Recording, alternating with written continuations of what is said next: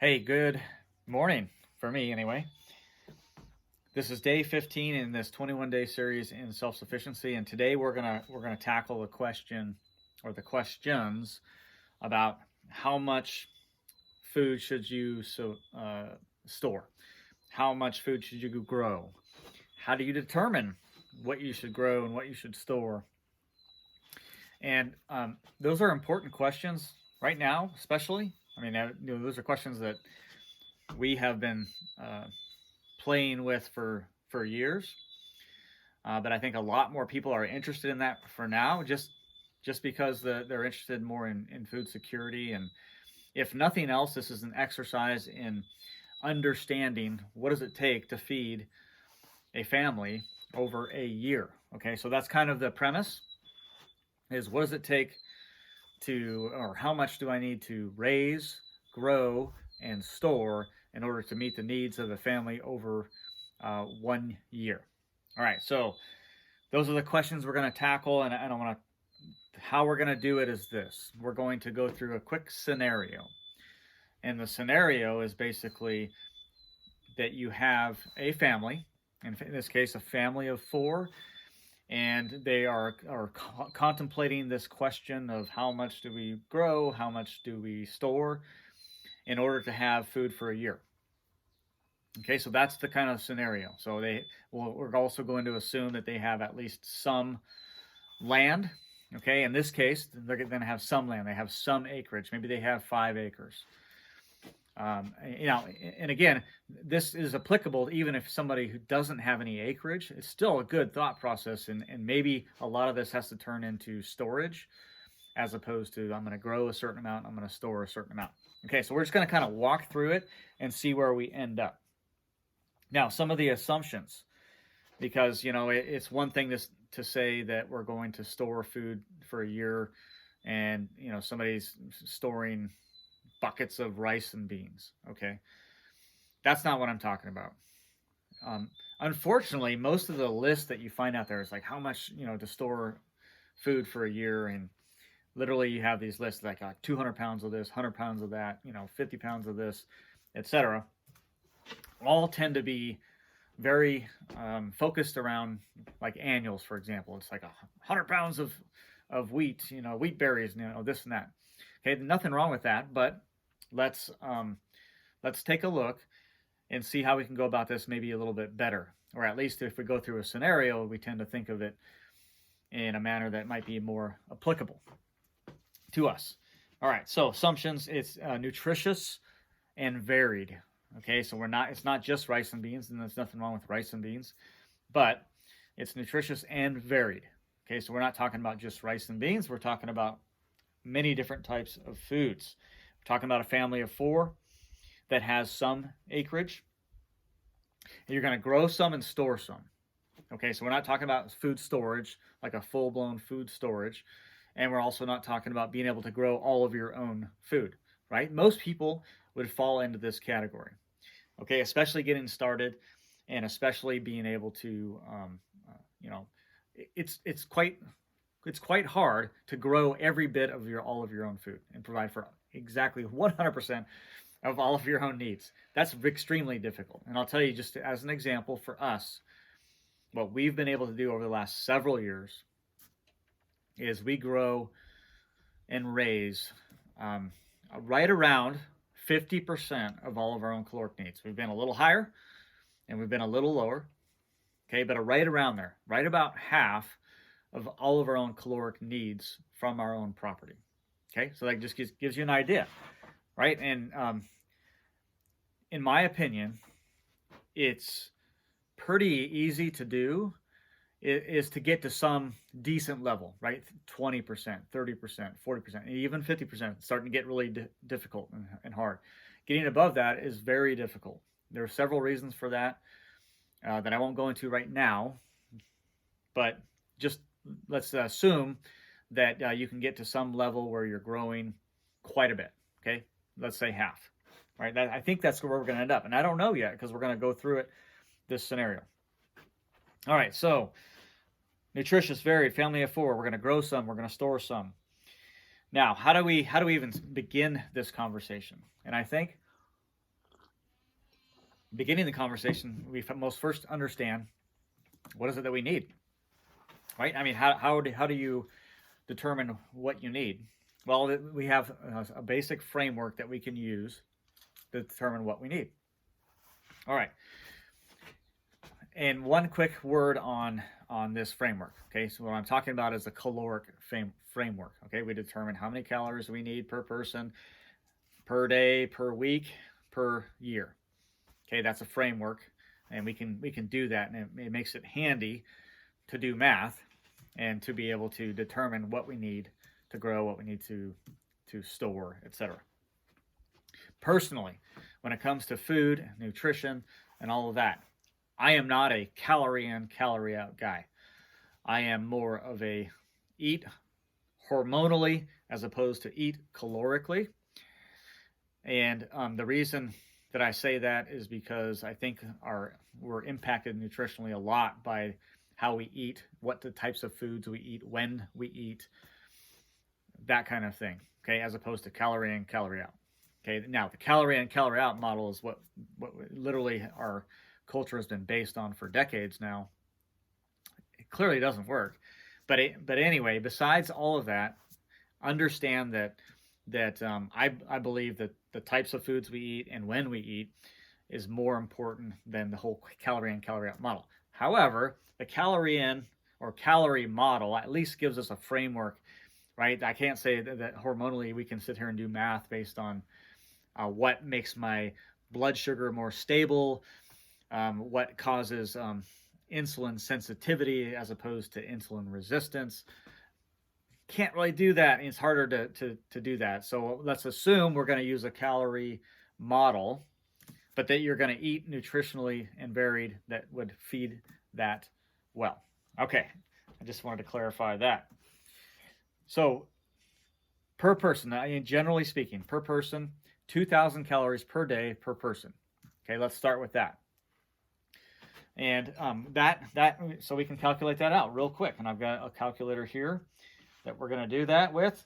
And we know that I mean, just quick math, 4 people, 2,000 calories per person per day. That's 8,000 calories times 7 days. That's 56,000 calories per week. So let's multiply that out.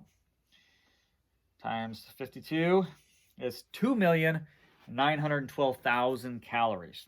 Okay, 2,912,000 calories. That's what a family of 4 needs to sustain them approximately over 1 year. Now, let's go ahead and round that up to make it easy numbers. Let's say 3 million calories a year. Okay, because we want a little buffer there. Okay, so let's just round it up to 3 million calories. That's our starting point. We know we need to get to 3 million calories. We also know that because we're growing and raising things along the way, we don't have to have 3 million calories in the basement right now. Okay, that's an important factor because I think a lot of people get mixed up in that, and if you are doing nothing but pure food storage, well then yeah, that's maybe the case. Okay, so then what we need to do is go, okay, what are the types of things that we're going to grow? What do we grow? What can we grow here? What's going to work well here in my area, right? Those are some things that we need to determine. I can't say, well, I'm going to grow avocados here in North Idaho and be successful at that in any type of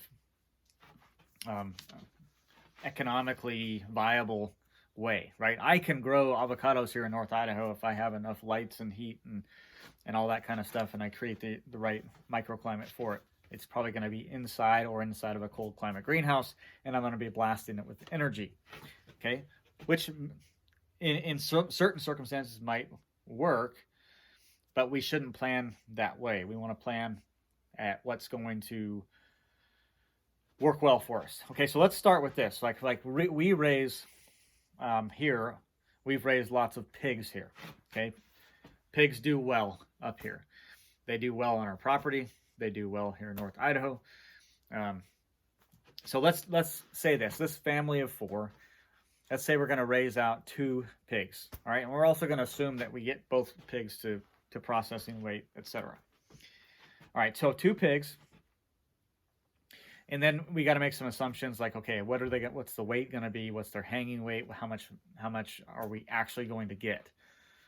Right? We're still making a lot of those assumptions, but that's okay, right? That's how you build scenarios, and then you can plan based on the scenario. So let's say that we get each pig to about 225 or 250 pounds. Okay, that's very reasonable, and we've done that over and over and over again. And in fact, that's kind of like the commercial standard, if you will. Many people raise pigs to be much bigger, and that's fine. But let's just assume that we are doing it in a manner where we get them to, say, 225, 250. And then when you multiply that out, okay, when you base it on the averages of, okay, what is the hanging weight then, and what we actually get, we come up with 300 pounds between two pigs of actual meat that's cut and wrapped and put in our freezer. Okay, 300 pounds. Okay, that's about 57-ish% of the total live weight. Okay, which is very typical when it comes to raising pigs. All right, so that gets us 300 pounds of actual meat. Well, then we got to do, okay, what's the average calorie count per pound? Okay, for pork, it happens to be about 1,200. Okay, and so if we multiply that all out, we're going to get 360,000 calories. Okay, so remember, what we're trying to get to is 3 million. And what we just got from two pigs, very reasonably, is 360,000 calories. Okay, and let's say that we also raised two turkeys. Okay, very reasonable. Last year we raised 4 here, and we got all 4 to processing. But let's just say we raised 2. Okay, so 2 turkeys, we kind of do that same process, and we know that about 185 calories per every 4 ounces. When you multiply all that out, and assuming that we get 30 pounds of actual meat, okay, 15 pounds each, again, which is a kind of a conservative weight. We've had turkeys go much bigger than that, but that is actually about where we like them. Okay, they're easy to process that way and all that. That gets us another 22,200 calories. All right, let's go with eggs now. So eggs. So 10 layers. Okay, let's assume we have 10 layers. Right now we have 10. We have 6 ducks and 4 chickens. But you can assume that to be chickens, ducks, whatever. And if each one averages about 200 eggs per year, okay, and keep in mind that 200 eggs per year per a hen, duck, or chicken is a reasonable assumption. Okay, there are breeds that do much better than that, and you might say, well, we get 250, we get 240, 230. That's fine. I'm going to assume, I'm gonna be conservative in all of my assumptions here. Okay, so that's right. That seems to be like a decent approach. So we get 200 eggs per year. That's 2,000 eggs per year that we can reasonably expect. Multiply that out using, say, 80 calories an egg. Okay, again, larger eggs will be a little bit more. Your smaller eggs will be a little bit less. 160,000 calories. Okay, so when we got pigs, turkeys, and eggs, that right there, and I'm going to total these up for you. That right there, though, we're about 500,000 calories. Okay, we're getting a decent amount already. All right. Okay, so let's carry on. All right. Here's one that is completely underestimated, or I guess undervalued by a lot of people. And it didn't used to be this way. I think, hundreds of years ago, this was much more of a staple than it is today.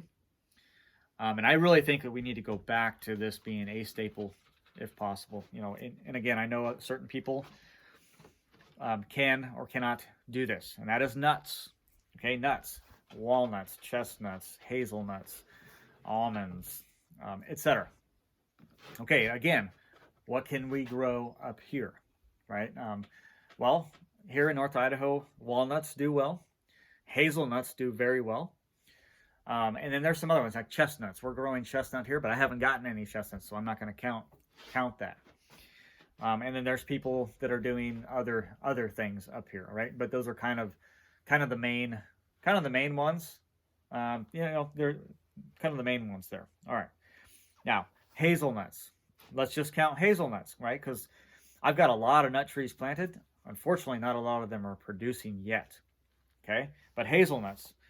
Let's say that I get, and I'm only going to count 25 pounds of hazelnuts, even though I've got lots of hazelnut shrubs planted. I'm just going to say 25 pounds. Okay, per ounce of nuts, hazelnuts in particular, but all nuts are kind of like this because they're so dense, nutritionally dense, with good fat, is about 178 calories per ounce. That's amazing, and that's a huge boon. And when you multiply all that out, okay, off of 25 pounds, only 25 pounds, 71,000 calories. Now, imagine if you're growing a couple 100 pounds of nuts.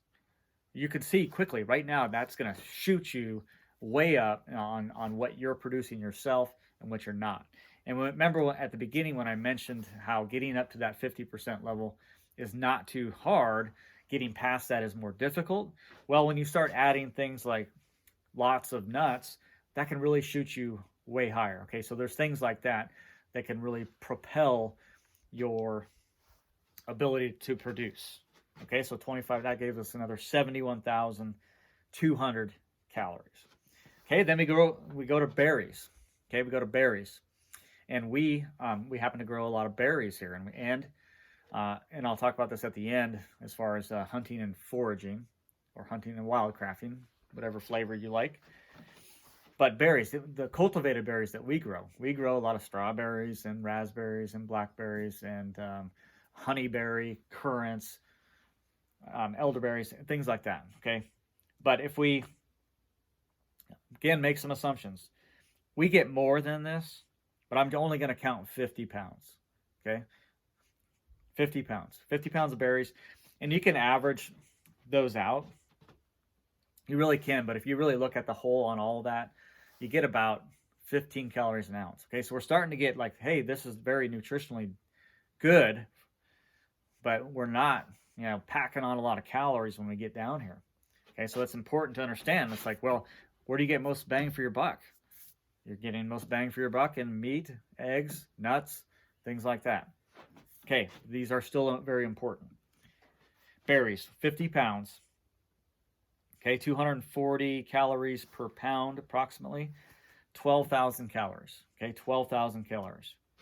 All right, and then we look at fruit. Okay, apples, plums, pears, peaches, nectarines, whatever. We safely get 100 pounds of fruit here. Okay, safely, right? A lot. We also would feed fruit to pigs and chickens, et cetera, et cetera. So the cycle kind of happens, but we can safely assume we're going to get 100 pounds of fruit. That is equivalent to 24,000 calories. All right. Now we get down into vegetables, and this starts to get a little bit more complicated. Instead of getting overly complicated and mapping out and calculating every single vegetable, instead what we're going to do is we're going to take an average. Since we grow a varied amount of vegetables and and starches, we will take an average of all that and then do it that way. And again, instead of being very complicated. So what I mean by that, an average is that things like potatoes and tomatoes are more calorically dense than, say, squash or carrots, certainly greens, that kind of thing. Okay, so all very important, all essential in vitamins and minerals and fiber.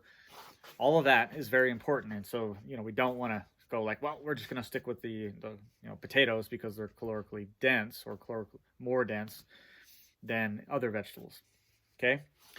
Now, what we can do is we can say we'll take that average. So again, if you look at the spectrum, I mean, there's some vegetables that literally have almost no calories per ounce, all the way up to potatoes and tomatoes that might have 22 or 25 calories per ounce. But if we take an average, and we'll just use, say, 15 calories per ounce. Okay, so 15 calories per ounce is kind of going to be our baseline. That's going to be our average, because again, we don't grow like 1,000 pounds of potatoes.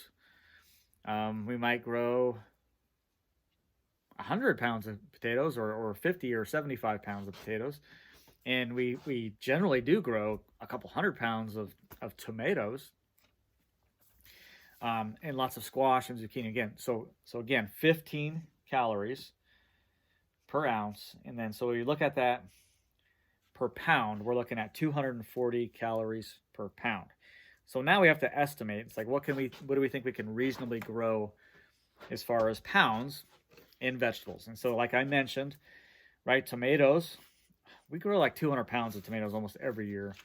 I mean, I think that's pretty safe. We grow a lot of tomatoes. We love tomatoes, and they're good for preserving, canning, making salsa. I mean, there's so much. We just really like tomatoes. Okay, we're gonna add in potatoes. I'm not gonna say 100 pounds but probably 50 pounds. 50 pounds of potatoes. Okay, I'm trying to think of some of the other big ones. We grow a lot of greens, but again, greens, you can grow a lot of greens, and that's not a lot of weight. Okay, but so maybe we grow 10 pounds of greens. So I'm going to add 10 pounds of greens. We do, depending on the year, but in this scenario, let's say that we're growing, significant amounts of squash, zucchini, cucumbers, and things like that. But again, very low calorically. So, but let's say 100 pounds. Okay, so 100 pounds. And then there's a bunch of other miscellaneous. We grow a lot of peppers. We love peppers, and they make our spice blends, and I mean, all of that. So we grow a lot of cayenne and jalapeno and different types of peppers. So we probably, but again, it's not a lot of weight. I mean, when you really boil it down, so probably another 20 pounds there. So, and then let's add another 20 pounds of various things like radishes and different things that we grow. Okay, so we're just going to go with that. Let's go with that. And so let's say we've got, 350, 390, 400 pounds. Okay, so we're going to have 400 pounds. Okay, times our 240 is 96,000 calories. Okay, that's pretty darn good. Okay, 96,000 calories. And again, right, we're growing that over a period of time, at least during our growing season, right? That's going to come over 6 months. 96,000 calories. I think that's a reasonable assumption. Okay, so now I'm going to add this up. Okay, so these are the things that we're growing. And then I'm going to get into like, okay, so the difference now is what we have to make up for in hunting, wildcrafting, and food storage. Okay, and what we're going to buy from the store. All right, so here we go. Okay, let's add this up. So again, 360,000 in pork, 22,200 in turkeys, 160,000 in eggs, 71,200 in hazelnuts, 12,000 in berries, 24,000 in fruit, and then 96,000 in vegetables. Okay, vegetables. So what is that? That's basically it's 1.2 million calories. Okay, 1.2 million calories. We're not even at the 50% mark yet. Okay, close. We're getting there. In fact, well, let me do that. Okay.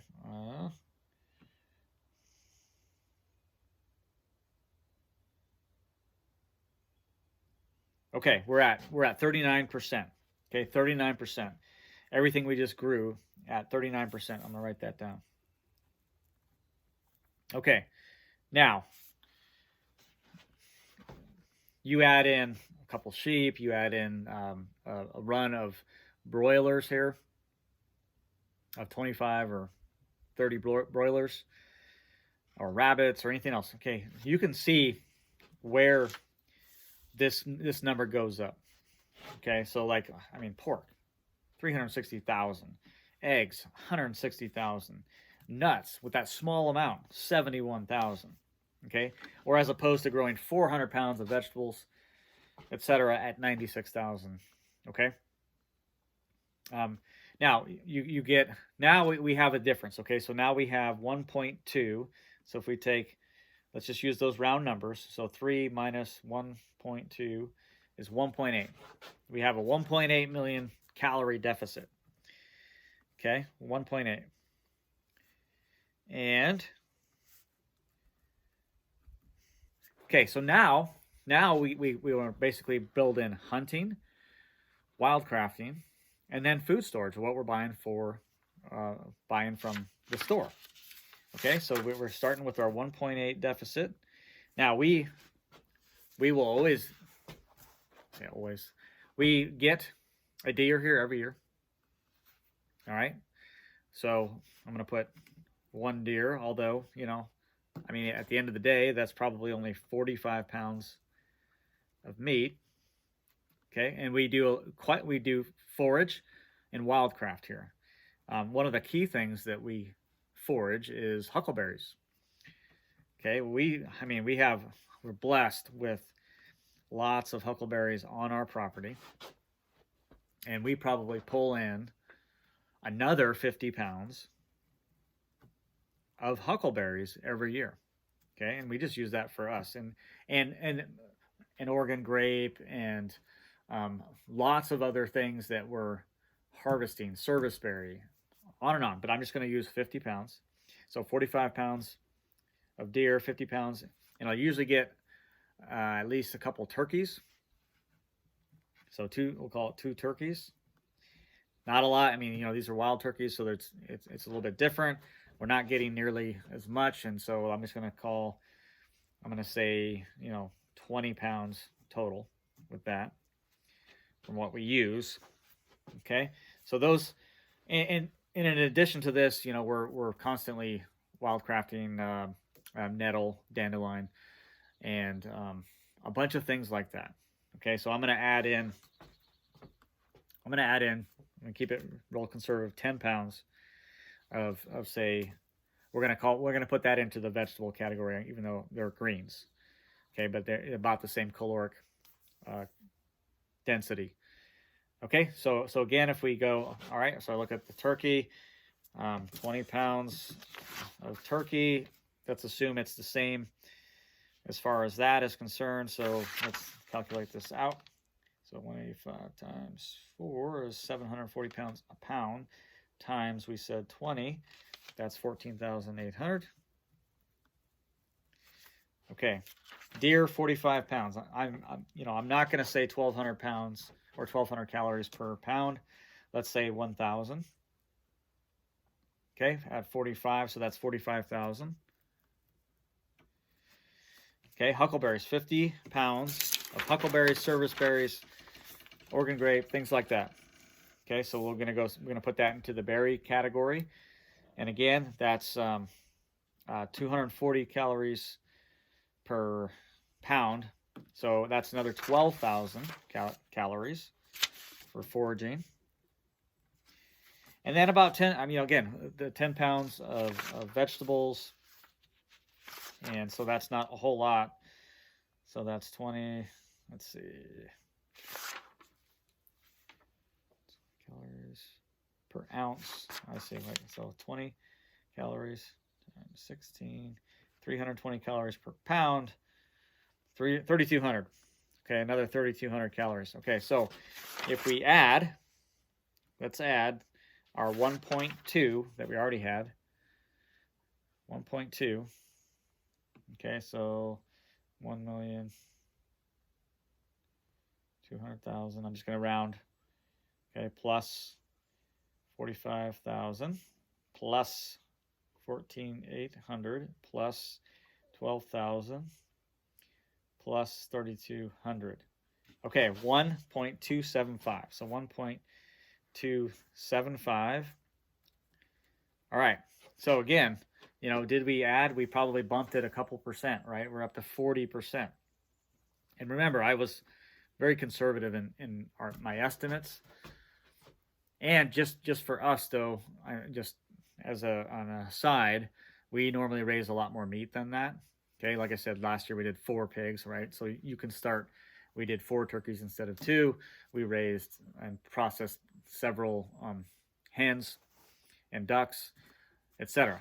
But again, let's stick with this. Okay, so 1.275. So now our difference is, okay, 1.7. All right, so we're still at a deficit of 1.7. So now we're down to food storage, okay, or what we need for this year. So if we're going to have at least the food storage part all up front, we need 1.7 million calories. So let's talk about how we can get there.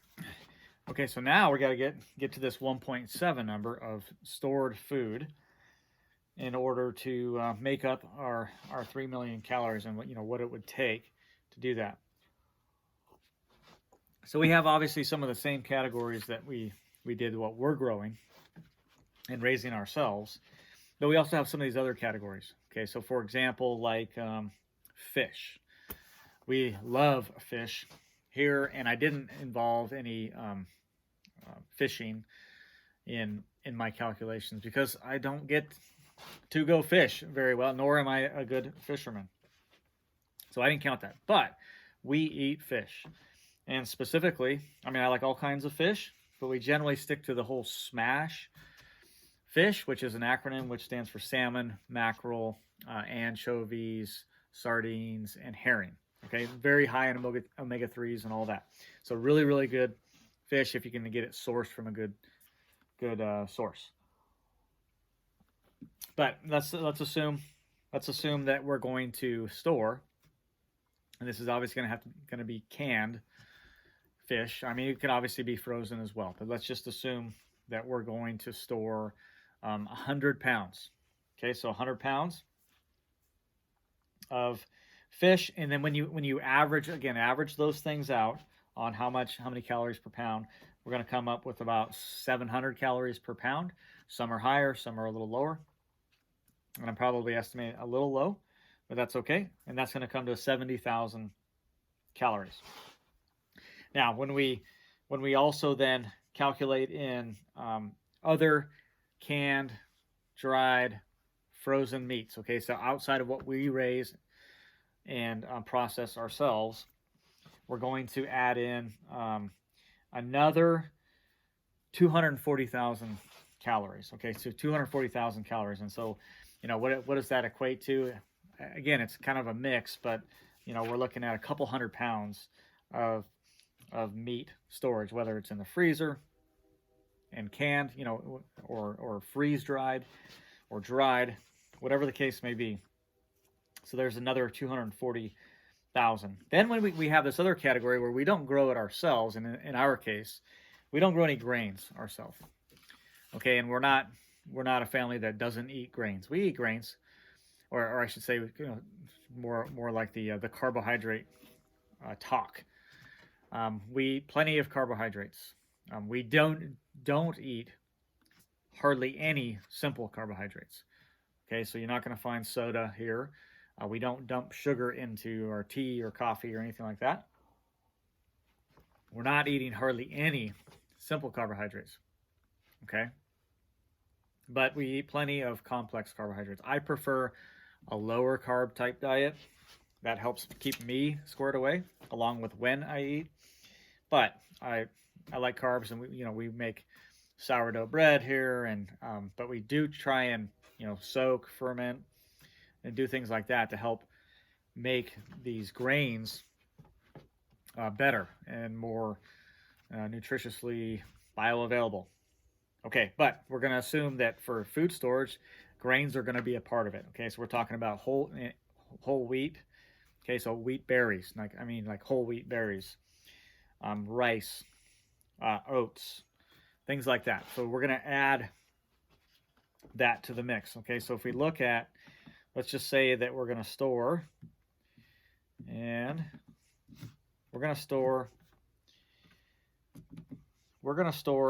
let's see, 400 pounds. Yeah, I know, it's a lot, but 400 pounds of grains, okay, wheat, oats, rice, and things like that. Okay, different types of wheat, maybe in their form, their full form, because they last a lot longer that way. If you break down wheat into flour, it doesn't last very long. If you keep wheat berries whole, it lasts for a long period of time, depending on how you store it. And we can take an average again and say 1,400. So 400 pounds times 1,400 calories per pound. Again, an average. That gives us 560,000 calories. Okay, so let's just see where we are right now. So 560,000 plus 240,000 in our dried, canned, frozen meats, plus 70,000 with that's an extra bit of fish, and that's 870,000. So I'm going to put that aside. So 870,000, that's grains, that's meats, and things like that. All right, we're getting close. We're getting closer, I should say, to our number that we're trying to get to. 870,000. Now we go back to, okay, we have to store vegetables, fruits, berries, and things like that. Okay, so if we go back to our model and we look and say, like, okay, roughly canned, freeze-dried, dried, blah, blah, blah, are all going to be relatively the same caloric density as our fresh stuff. Well, let's stick to that. So let's say berries, for example. Let's add some berries. And we're going to add another 50 pounds of stored berries, which is going to give us another 12,000, which again is not much. But let's look at vegetables. Okay, vegetables, same thing. We're gonna have to apply another couple hundred pounds, which is going to give us another 46,000. Okay, and then let's say we also add some nuts. Okay, this is like a really good idea. Let's say we add another 100 pounds of nuts, and let's see what that gets us. So if we add 100 pounds of nuts, and we know that each pound is about 48 times, what do we say, 100? All right, that's another 284,800 in nuts. Okay, and this could be in nut butters, peanut butter, for example. We'll just kind of lump all that together because it's very dense calorically. Okay, so let's look at and see where we are now. We're going to add 46,000. We're going to add 12,000. And we're going to add 870, 1.2. Okay. All right, we are getting somewhere now. So 1.2, we're now up to 1.2 in food storage with adding all of that together. So now what we do is, if you look at the whole, now we're about 2.5. We still have 500,000 calories to go. There's things like I'm not even hitting on like oils. I mean, this is a huge deal. Like oils are very calorically dense, nutritionally dense. So, tallow, lard, coconut oil, olive oil, all those things can be stored. And if stored properly, it will last a long time. You can get lard and tallow that's shelf stable. You can, olive oil, if it's not, as long as it's not cracked and it's kept in a cool place, it lasts for a long time. Same thing with coconut oil. All those healthy oils are adding to the mix here. Okay, so in fact, let's take a look. Okay, when we look at oils, when we look at things like olive oil or lard or tallow, all of those approximately have about 4,000 calories per pound. Okay, so if you think of it that way, and we're going to be using oils a lot, and if we add that to the mix, and if we add 100 pounds of tallow, lard, olive oil, coconut oil, or whatever, that's not unreasonable for a whole year, at all. That's 400,000 calories. Okay, so if we add 400,000 calories to our 1.2 that we've already stored, that's putting us at Actually, it's a little bit more than 1.6. Okay, if we add that to what we're growing and raising, we're there. Okay, we're at that 3 million calorie mark.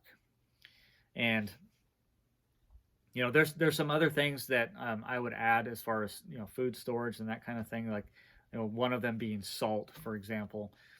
Lots and lots of salt as a preservative, and obviously what we need.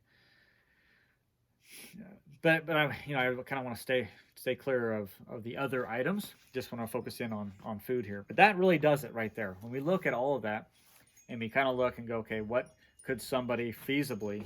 And this is what I just laid out is really feasible, and it's really, in my opinion, balanced.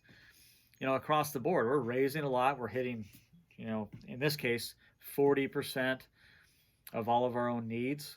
Okay, through what we grow, the animals that domestically that we raise, hunting, wildcrafting, and then having all of that food storage on top of that.